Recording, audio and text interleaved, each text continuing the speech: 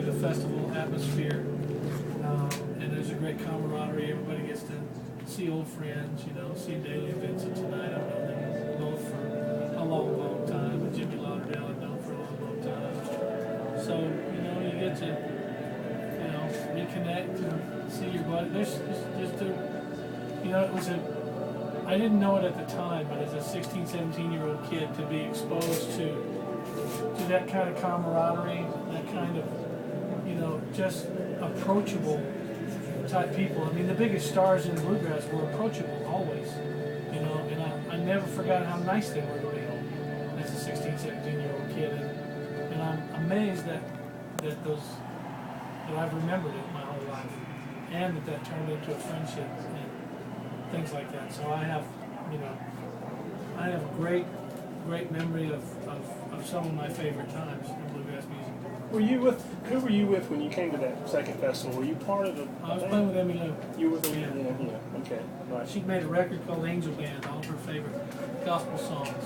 It was me and Carl Jackson and Emmy Gordy and Emmy. What can you describe what Merle Fest means, or is there anything unique about it in the industry?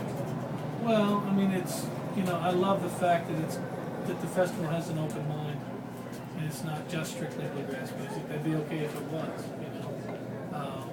but they've had all kinds of music, all kinds of musicians, and I think that speaks even more eloquently to Doc and his love for his son Merle, and what a great tribute to his son Merle, that it's inclusive of all things musical, not just pigeonholed to one genre of music.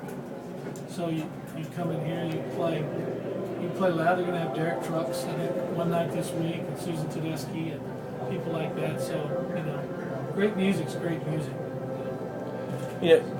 Guys like yourself and Ricky Skaggs and Marty Stewart, I mean, you always talk about your bluegrass influences, your bluegrass background.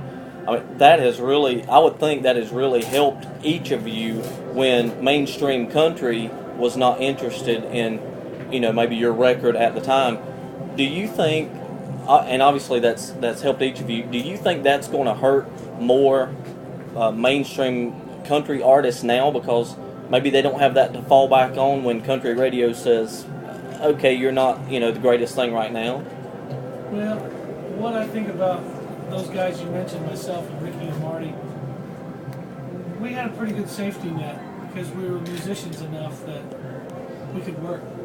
People would hire us. We could be in a band. We could play on records. Our rent was not dependent on whether we had a hit record or not. Right. And so those examples are going to be much different than three young artists that you might choose to say from the world of country music today. I just think that at the end of the day, a great song and a great singer trumps everything. So no matter how you get the door open, you better be pretty good once it's open, Yeah. But if you're not, it's going to close right back. It always does, always will. What kind of projects are you working on now? A lot of different stuff. I'm producing a record on a young girl named Ashley Monroe, who has a really great future. And she has a chance to really, I think, change the course of country music in a really neat way. I think we've really lost our way in the traditional sense of country music, and we've got some really neat stuff that I think could put a focus back on that in a cool way. Recording a record with my daughter. I spend a lot of time in the studio. I'm working with a band. I started playing with a band called the Time Jumpers about 2 years ago. We play every Monday night at a little club in Nashville called Station Inn, which is the bluegrass mecca of Nashville club, And we're a Western swing band, 11-piece Western swing band. So we play Bob Wills music and really great old country music from the 40s and 50s. And it's a really neat band and full of some really ridiculously talented musicians. We got a record coming out this fall, so maybe some things will be fun, and we'll turn up at some festivals and things like that with that band. So I got to tell you real quick, you played in Boone, Doc's hometown, I think it's last fall, and they're at Appalachian State, and people still come up to me at the station and talk about that show. really, Yeah, that was a great show. thanks. Love that group. We're pretty. I wouldn't say we're serious, but you know, we're just music. You know, we're not about bells and whistles, and we don't run around on platforms and chant and try to get everybody to sing along and, you know, turn the place upside down with theatrics. It's just we play and sing. Yeah. Old school. And I think we got time for one more question for Vince, guys. All right, Earl just passed away. Was he a pretty big influence? Huge.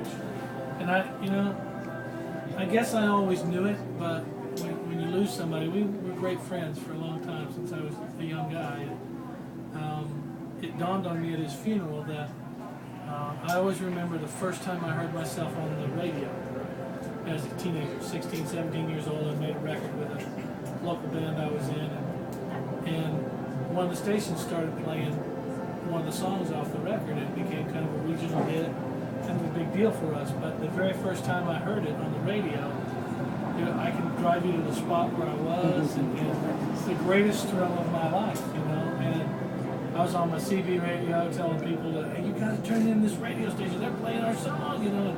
It was through the roof, and it did not dawn on me until the day of Earl's funeral. I'd always conceived that the first time I heard myself was singing, but it was actually, once I put two and two together, it was me playing the banjo. So the very first thing I ever heard me do on the radio was play the banjo. And How try about to that? emulate Earl, you know, and because I played the break to start the song before I ever started singing. And it dawned on me, I said, well, that banjo is really a big part of my life, and the sound of it and the way he played it. And there's a song I recorded years ago called The Key to Life. And it ends saying, I learned a few chords on the banjo was the key to life. And for me it has been. Wow. Guys, thank you so much. We appreciate All you good? coming, Vince. Thank you. Thanks so much. Thank you. You're going to be around here much this week.